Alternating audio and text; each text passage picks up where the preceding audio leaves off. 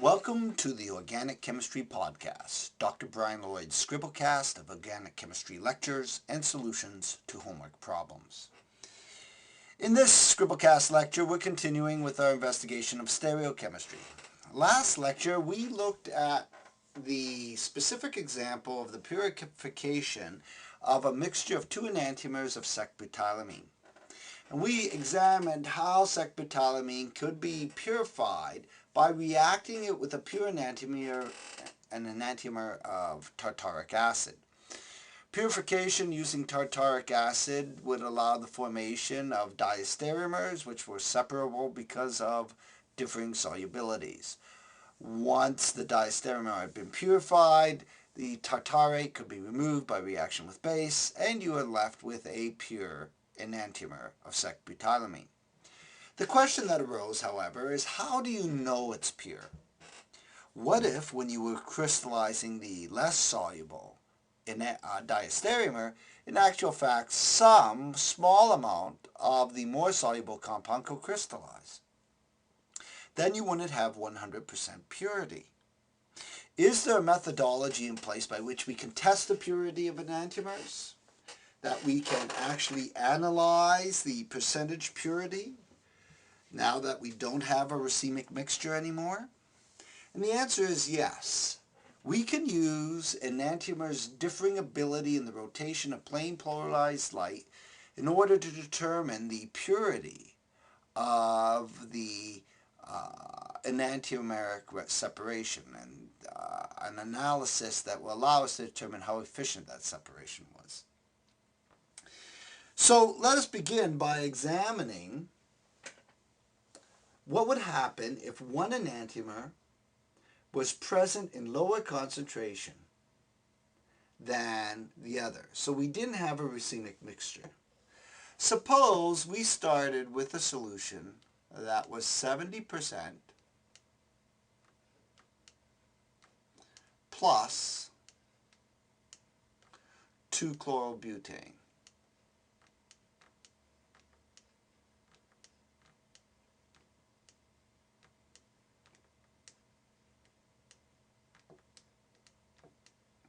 In this mixture, we would have, therefore, 30% minus 2-chlorobutane.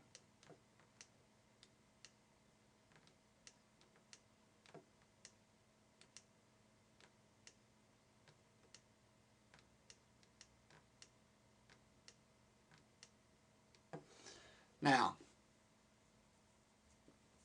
what would happen in this system? Well, in actual fact, the 30% minus, would cancel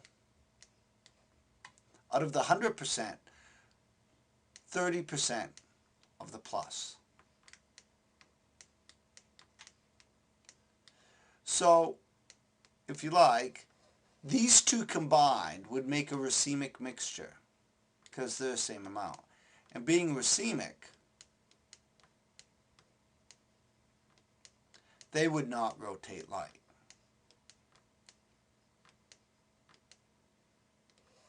Okay? So there's no rotation. That means 60% of the sample is a racemic mixture. The 30% of the minus combines with 30% of the plus.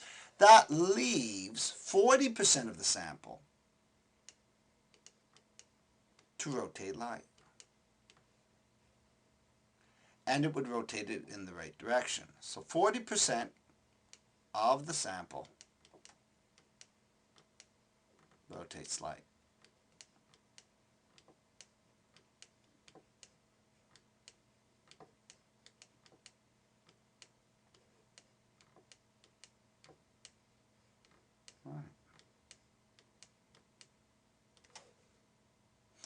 This 40% is referred to as optical purity.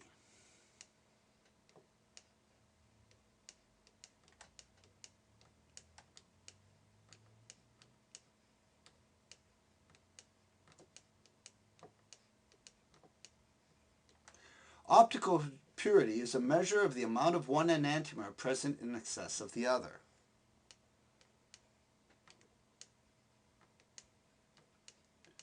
What that means is if I have 30% minus at 70% plus, 30% of the plus matches 30% of minus. That means the plus is in 40% excess. So 40% of sample rotates light, 40% is the optical purity. Now it turns out that this optical purity is actually equal to the ratio of the specific rotation of the mixture divided by the specific rotation of the one pure enantiomer. Okay, so we can actually write this. We can take this and rewrite this definition as a mathematical relationship of specific rotations.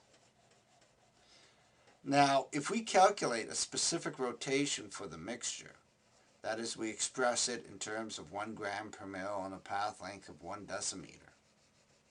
We report it for that. We can take the specific rotation of the mixture, divide it by the specific rotation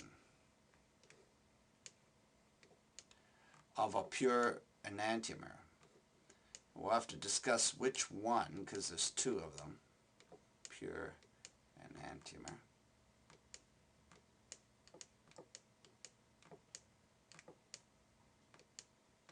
Multiply that by 100%. In this case, it should give us exactly the number 40% for this molecule. Now, which enantiomer? Well, you pick the enantiomer because the 2 enantiomers have the same value. They're just different sign. One will have a positive sign, one will have a negative. While you use the one that's in excess. In this case, since 2-chlorobutane plus is 70%, I would use the degrees of the pure enantiomer that was to the right, or plus. So you always use it so the sign matches that of the mixture. Right, the one that's in excess. Let's look at an example of this. S2-iodobutane.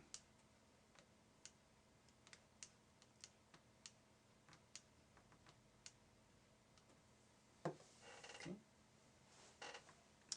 And I know its specific rotation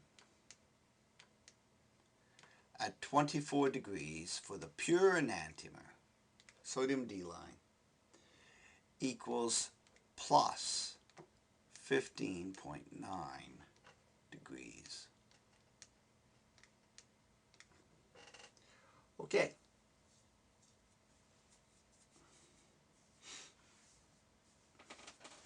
What would the optical rotation of a 50-50 mixture of the S and R isomers be, the 2 enantiomers? What is the specific rotation of a mixture that is 50% R and 50% S? Well, this is a trick question because a 50% R and a 50% S mixture is just a racemic mixture or a racemate. And a racemate, since both enantiomers have equal but opposite rotation in the 50-50, they'll cancel each other. So the rotation observed is 0 degrees. Okay, let's try B. What is the specific rotation of a mixture that is, say, 25% R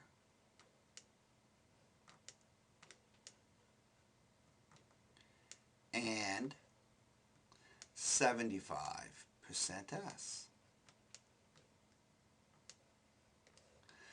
Well, if I did this and I said, okay, well, I can break the 75% S into 25% S and 50% S. And the 25% R combines with the 25% S to make a racemate. And of course that racemate does not rotate light. Does not rotate.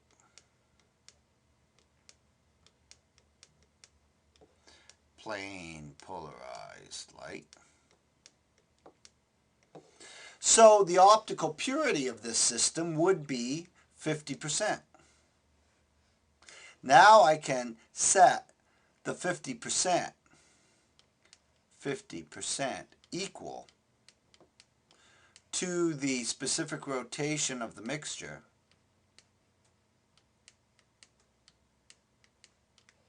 Now the S is in excess, so I use the value for the S. If the R was in excess, I use negative 15.9. But the specific rotation for the pure enantiomer times 100%. So if I divide both sides by 100, I get 0.50 equals alpha mixture divided by plus 15.9 degrees. And so alpha, a specific rotation for our mixture, equals 15.9 times a half is approximately plus 7.95 degrees. 7.595 degrees. Okay.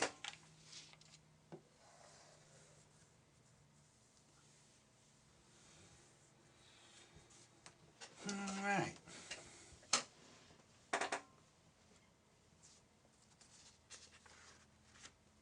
Now, utilizing the actual optical purity, we also can establish several other pieces of useful information. For example, if I look at another molecule such as S plus 2-butanol, which is reported to have a specific rotation equal to plus 13.52 degrees.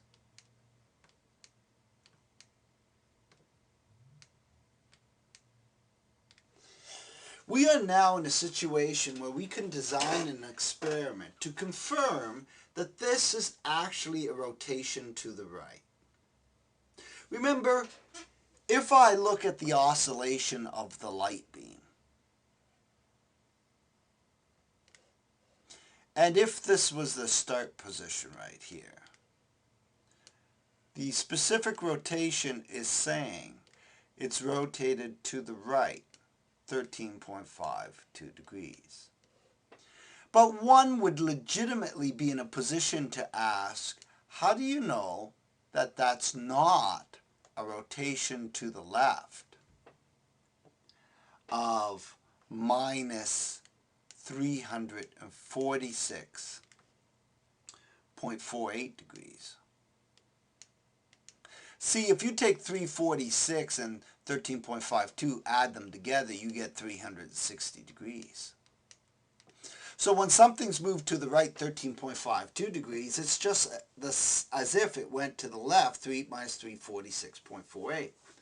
So when you see this change in position of the oscillation, how do you know? How do you know that it hasn't rotated minus 346.48 degrees? So that's what we need to prove.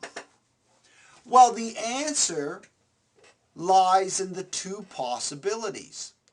Let's consider what would happen if the alpha was 13.52, and then if an alpha, shall we say, hypothetical, was equal to minus 346.48.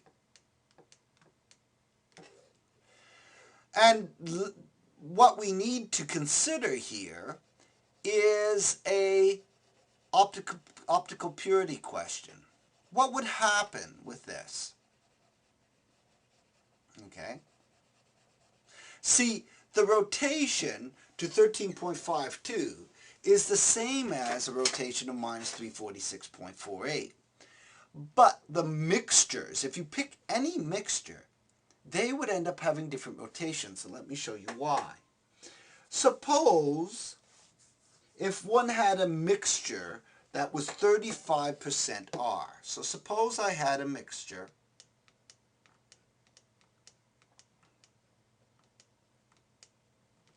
that was 35% R and 65% S. And I forgot the R. So 35% R and 65% S. Now, if I have that mixture, the 65% could be broken up into two parts. A 35% S, which would cancel the rotation of the R, and that would leave 30% of the S to rotate light, or an optical purity of 30%. So 30%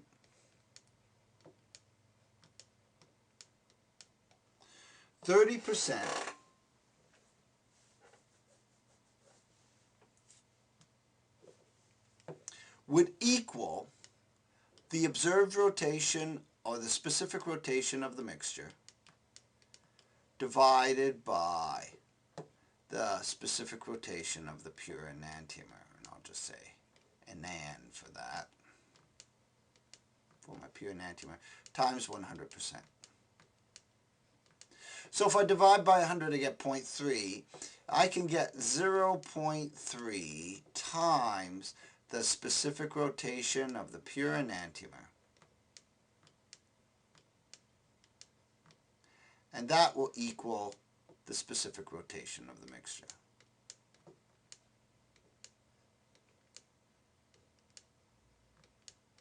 Now let's solve this for the two hypothetical numbers.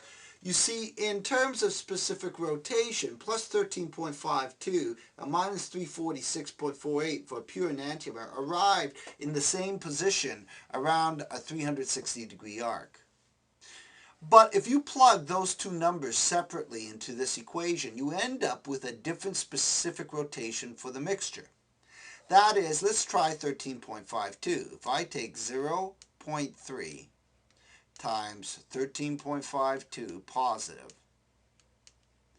I end up with the mixture, and this is a solution, so this would be a specific rotation for a mixture. I end up with a value of 4.056 degrees. Now, if I use the hypothetical minus 346,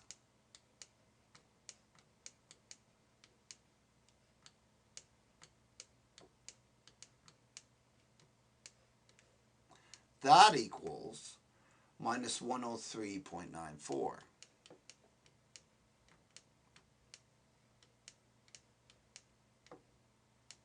Okay.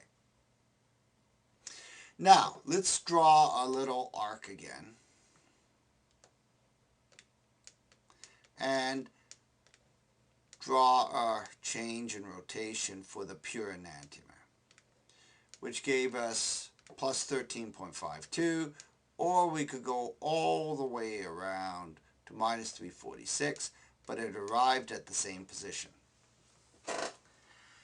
There was no way to tell whether it was minus 346.48 or plus 13.52 because both of those drive you to the same point on a circle. But if you now say, okay, well, what about the mixture? If I take the solutions of both for the mixture, well, a rotation of 4 degrees would bring you to a very tiny position to the right. 100 degrees minus 100 would bring you to a position here. That rotation and this rotation are different. So in other words, if in this circle the plus 13.52 was right, we would see a 4-degree arc in the mixture. But if minus 346 was the correct value for the pure enantiomer, then we would see minus 103.94 for the mixture. And it turns out a rotation of minus 103.94 is distinguishable from a rotation of 4.056. Therefore, we can use rotations of mixtures to confirm that indeed the rotation is to the right and not a huge rotation to the left that arrives you at the same position in a circle. Again, let's reiterate what we've learned here. We originally had a rotation of plus 13.52. That is this position right here. Okay. If it's really plus 13.52,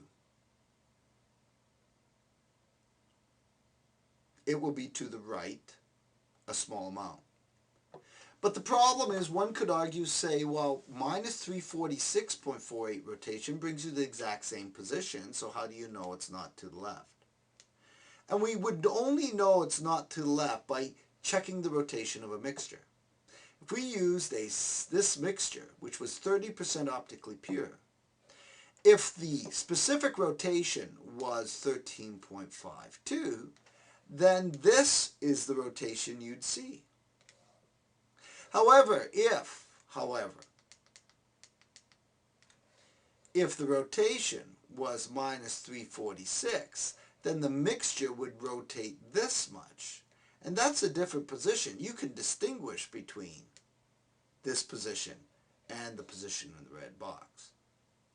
And so the experimental value for the mixture would tell us. Now in this case, since we know plus 13.52 is correct, the 30% optically pure sample would give us a rotation of 4.0 and not minus 103.94. So you can use optical purity to confirm whether the rotation is really to the right or left by using some sort of mixture of enantiomers. Okay.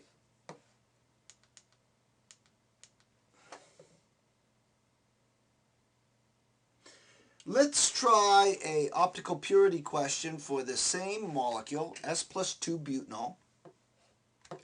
So let's write it again, S plus 2 butanol. And it has an optical rotation, a specific rotation of plus 13.52 degrees. And the question is, what is the mole percent composition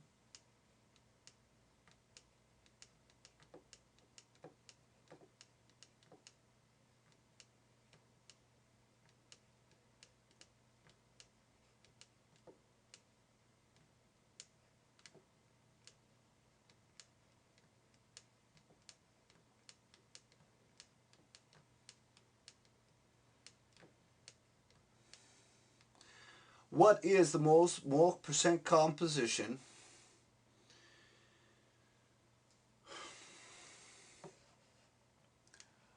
of these two enantiomers, that is the two enantiomers of 2-butanol,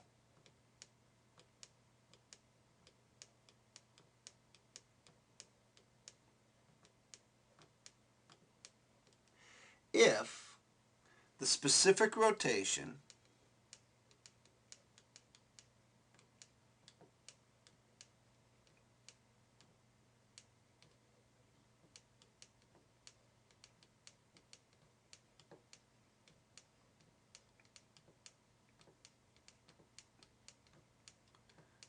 of the mixture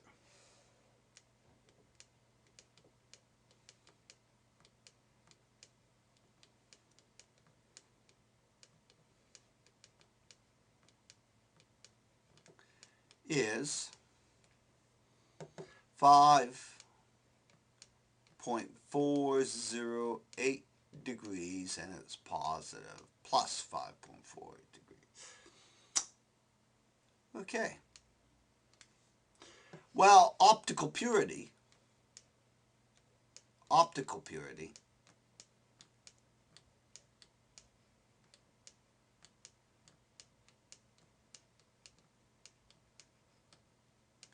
will equal the specific rotation of the mixture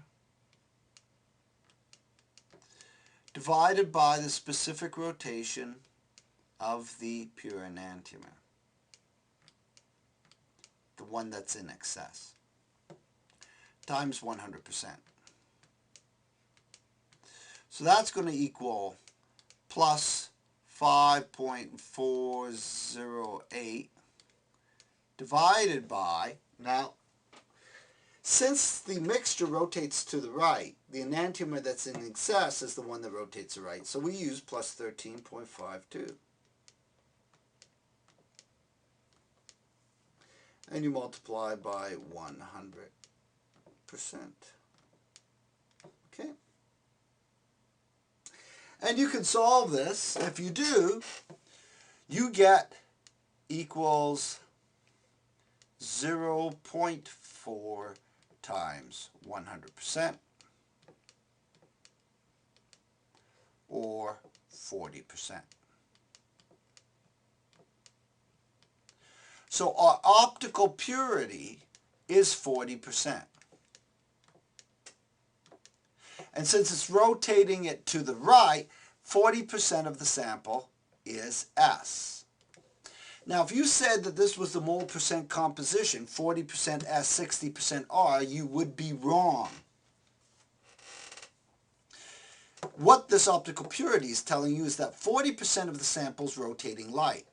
So what is the other 60% doing? The other 60% is not rotating light. Plain polarized light.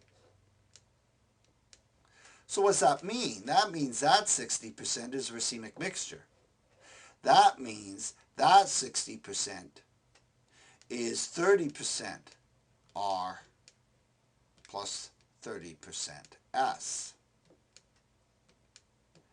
And if you take the 30% S plus the 40% S that's rotating light, the mole percent composition becomes 30% R and 70% S. And that is the mole percent composition. Okay. Excellent.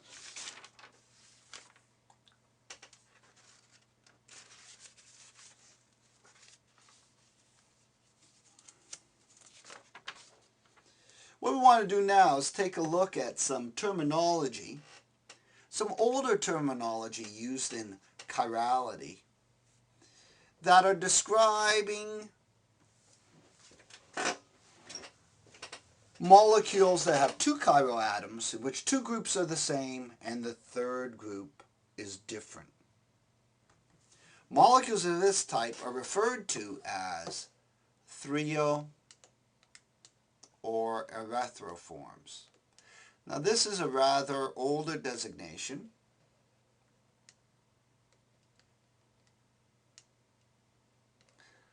Okay, Threo and Erythro.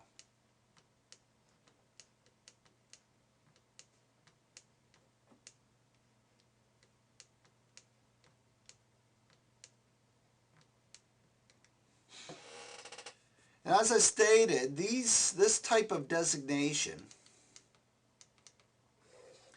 is used for molecules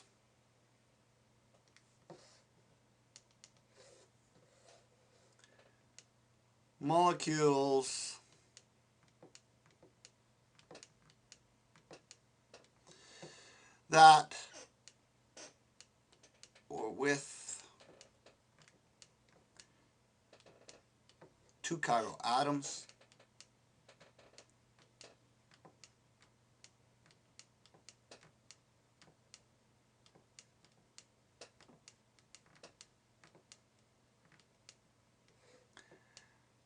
where two groups are identical or the same, two groups off the chiral carbons are the same,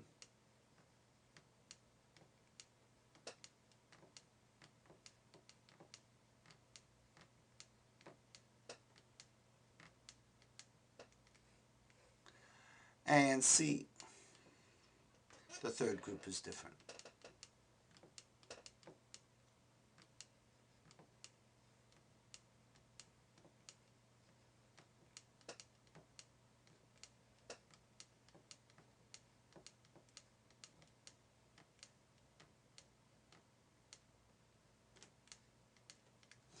Okay, now what we're going to do is we're going to draw some examples and take a look and see if we can assign the terminology Threo and Erythro to these pairs of enantiomers. Let's look at the following example.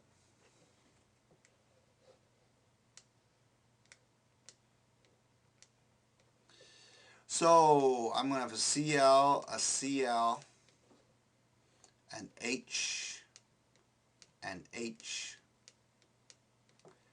a methyl, and off the top will be a bromo. So you'll notice we've got two chiral carbons here and here.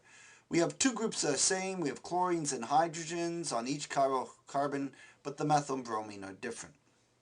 If we draw its mirror image, we get this guy.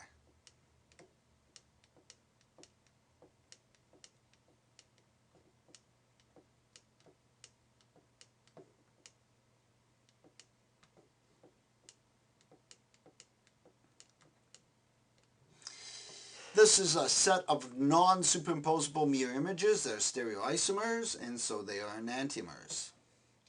Now, if I was to view this Fisher projection by putting my eyeball in the plane of the paper and looking straight on from the CH3, remember the CH3, the vertical is going away from you. If I looked at that end and I looked at the chiral carbon, I would see the CH3 going straight down, and I would see the Cl and H up here.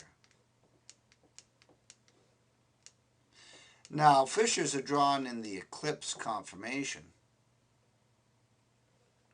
and so if it was eclipsed, and I just draw it a bit off center, I'd have the Cl here, the H here, and the Br here. And this would be an eclipse conformation. I could draw a Newman for the other.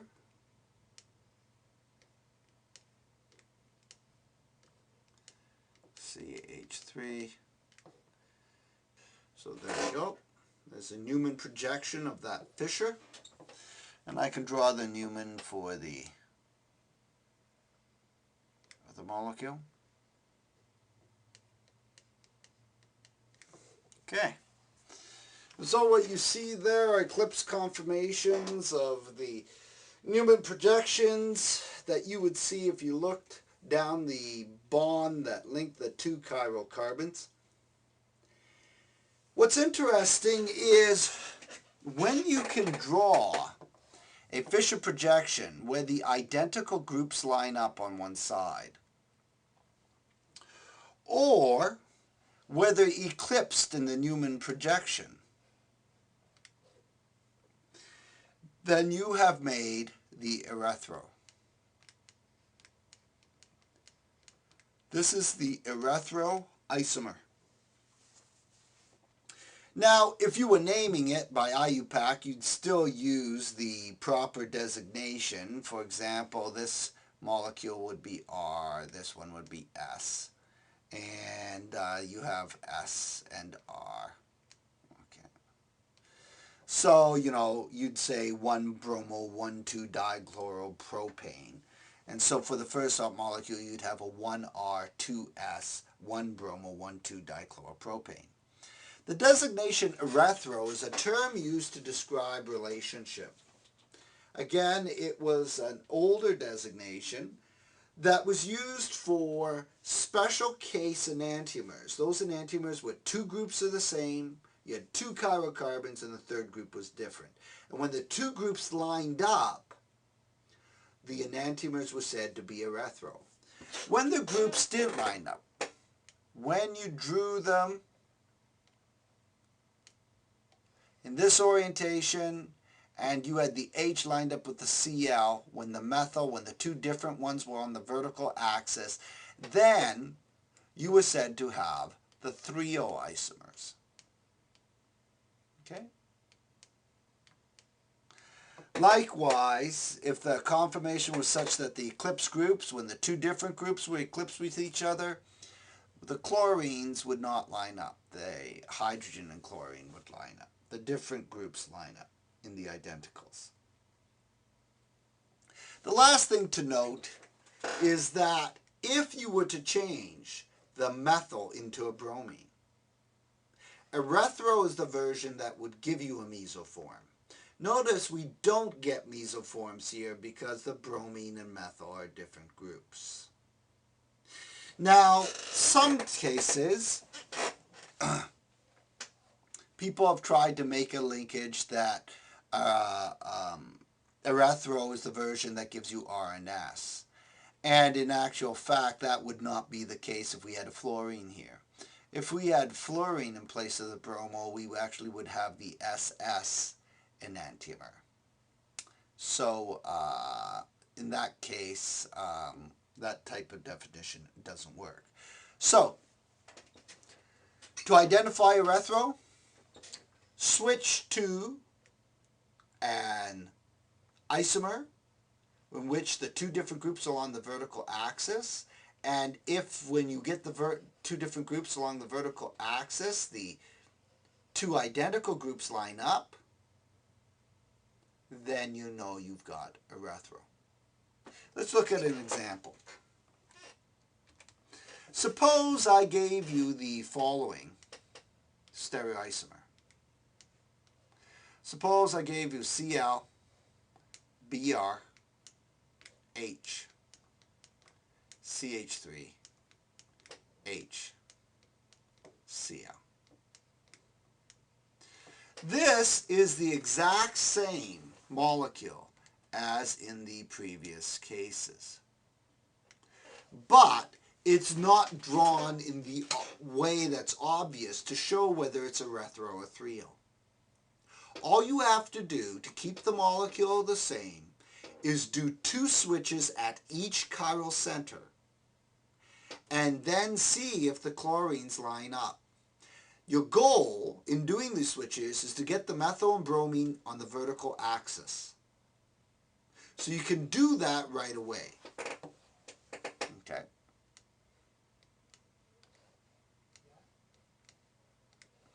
So I'm going to do a switch on the bromine and the chlorine. That's one switch. And then I'm going to switch the H and the Cl. And that's 2 switches. So that chiral center is now the same as the original. I'm going to do the switch on the bottom. I'm going to switch the chlorine with the the H with the methyl.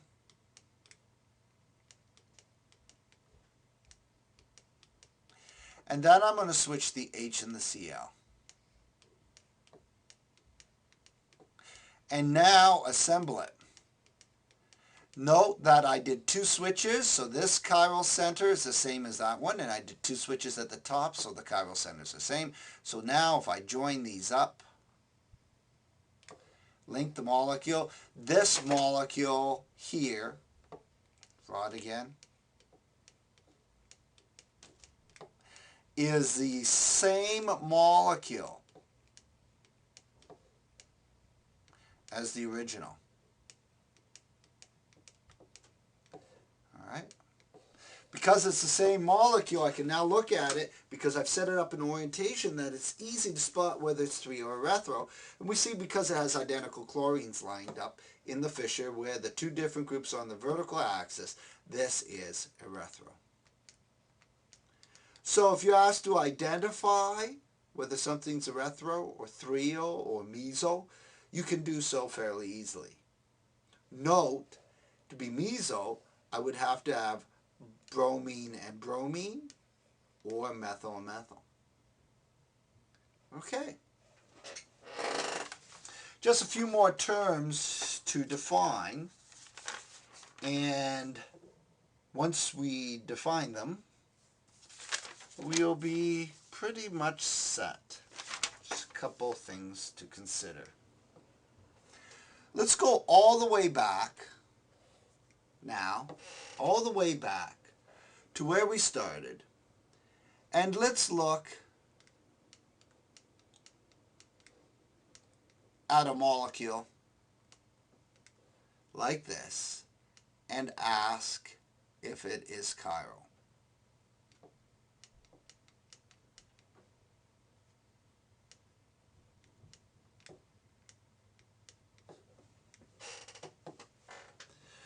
Is this molecule chiral?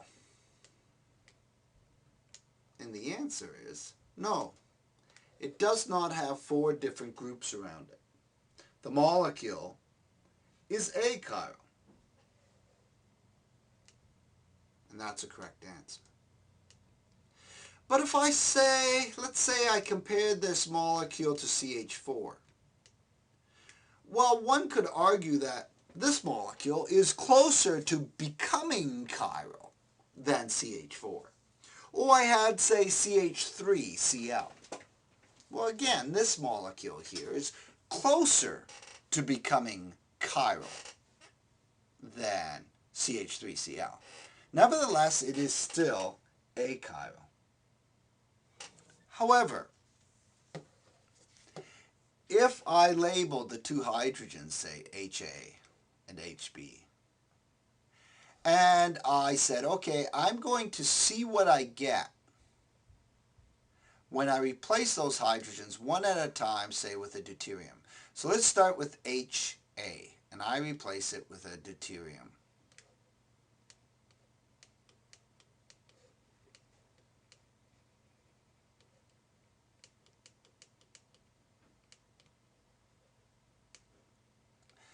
And then I'm going to replace HB with a deuterium.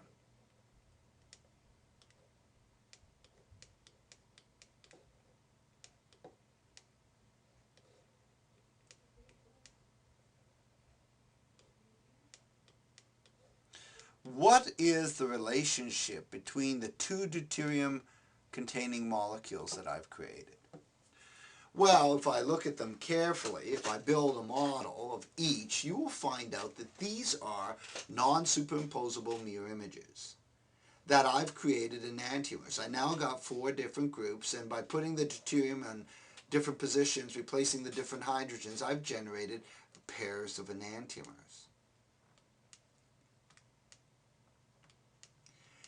If, when you replace hydrogens on an achiral molecule, one at a time, do one first, and then the other, and get a pair of enantiomers, the two hydrogens are said to have a special relationship. The two original hydrogens are said to be enantiotopic. Enantiotopic hydrogens are hydrogens that, when replaced one at a time with a deuterium,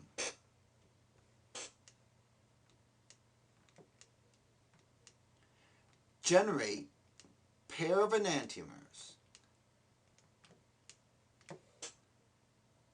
So, enantiotopic hydrogens are hydrogens that, when replaced with deuterium, you generate a pair of enantiomers. Okay. What's the relationship between HA and HB in this molecule? Well, we can do our same procedure. We can draw one fissure, replace HA with a deuterium. Notice that the carbon with HA and HB is not chiral in the original molecule. And now I'm going to come over here, and this time I'm going to replace HB.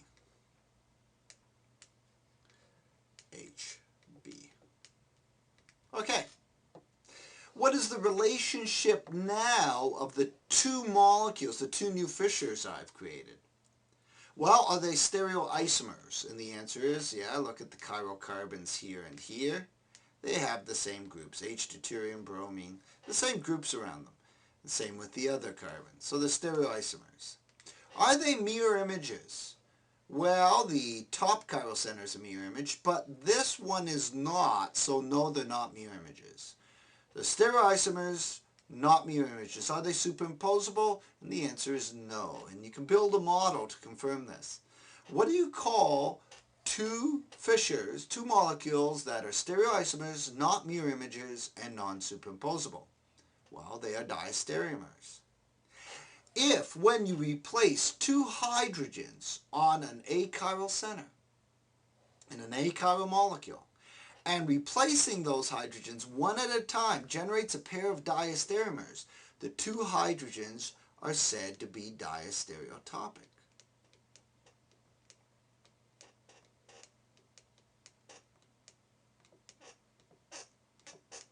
Well, why do we have these terms? Why have the terms enantiotopic and diastereotopic? Why bother doing this if the hydrogens are identical because the center is not chiral? Well, in actual fact, they're not identical. Diastereotopic hydrogens find themselves in an environment which is diastereotopic. Just like diastereomers have different physical properties, these two hydrogens will have different chemical properties. They will give you different spectral resonance signatures in nuclear magnetic resonance spectroscopy. They will give you different signals because they are diastereotopically different. So you could spot this difference because you actually got a new chiral center and you got a pair of diastereomers. Well, what about enantiotopic hydrogens? Why concern ourselves with enantiotopic hydrogens if, as we know, enantiomers don't have any physical differences? Why worry about it? Well, the interesting point occurs in biological systems. Enzymes can take tremendous advantage of enantiotopic groups. How? Suppose I have a chiral carbon, and on that chiral carbon I have two identical groups, and this time I'll put them on the dashes and the wedges. This is some group A. And off of the other positions, I have B and, oh, let's call it F. I don't want to use C because I'm using C for carbon. Okay, so enzymes in biological systems are often pure enantiomers, and I'm going to call this an enzyme that rotates plane polarized light to the right. Now, what happens when this enzyme, let's say it's capable of grabbing onto group A? Well, you'd say this carbon's not chiral. These may be enantiotopic groups, as we've seen, but enantiotopic groups like enantiomers have the same physical properties. So when the enzyme grabs on them, there should be no difference. But because the enzyme's chiral, watch what happens. If the enzyme goes for the top A,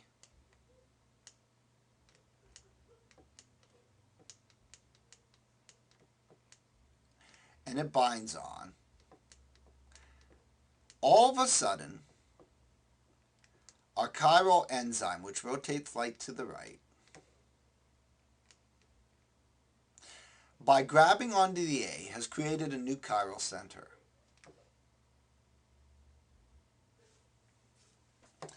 If it had grabbed the bottom A,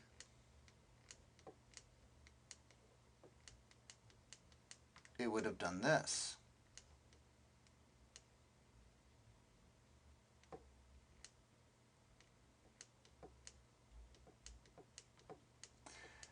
Now the question comes, have we created just a pair of enantiomers here?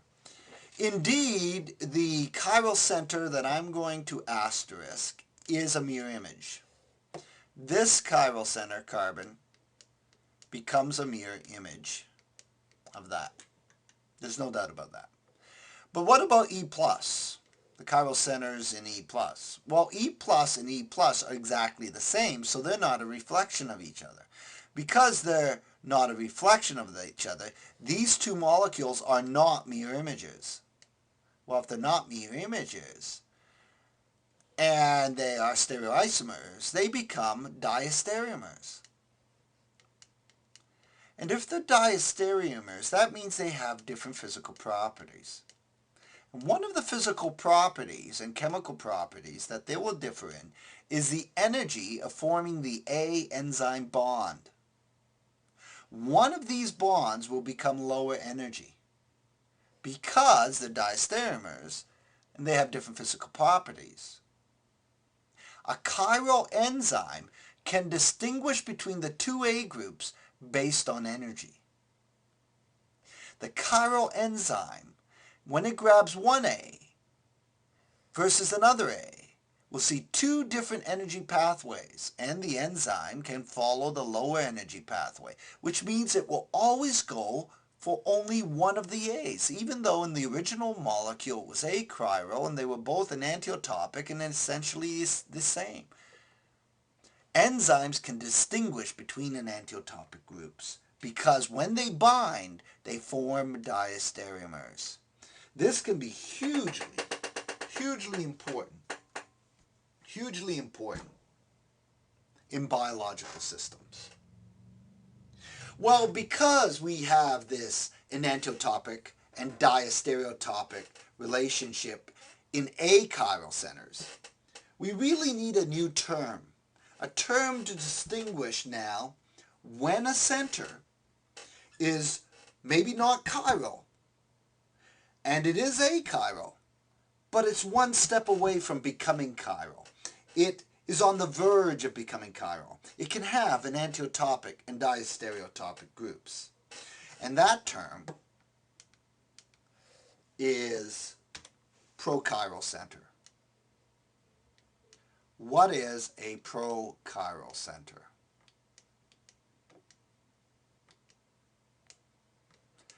If you look at this definition carefully, you'll see it's just describing what we did when we found our enantiotopic hydrogens. A prochiral center is a center that generates a pair of enantiomers that becomes chiral when we took our H, replaced it with a deuterium, and then took the other H and replaced it with deuterium, and we ended up with 2 enantiomers. That center was said to be prochiral. So if I drew a fissure, for example,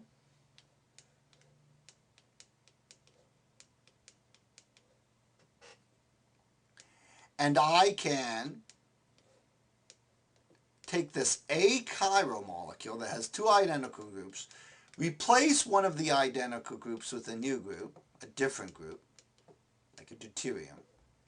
If it generates a chiral center, and then I replace the other one and I get a pair of enantiomers, I not only have generated or shown that the 2 hydrogens are enantiotopic,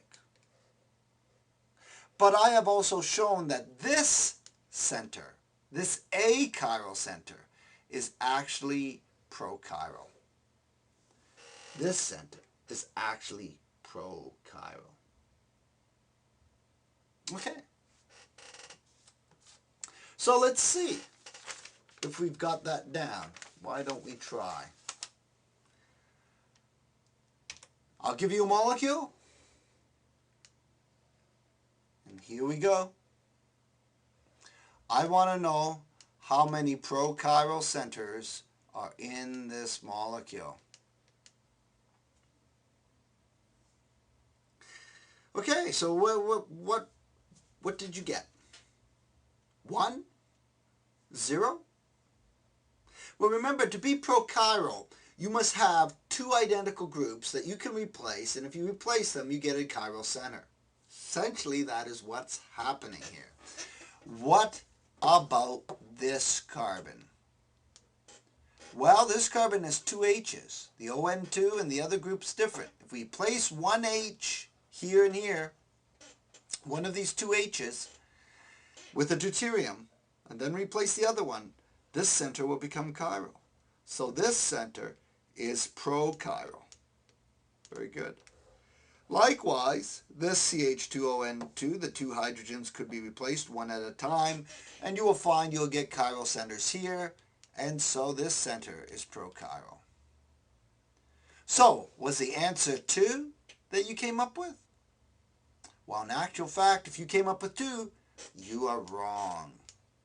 Because the center carbon is achiral, having 2 identical CH2ON2 groups, ONO2. And if you replace one of them, say put deuteriums on the hydrogen, this center becomes chiral. And as a result, the correct answer is this molecule has 3 prochiral centers. Notice there is not a single chiral carbon in this molecule the way it stands at this point. Well, there you have it. That brings us to the end of stereochemistry. Next podcast lecture, we'll be pressing on into organic chemical reactions and mechanisms and start introducing the concepts we need to explore organic reactivity. Well, I'm Dr. Brian Lloyd. This is my Scribblecast, and I thank you for listening.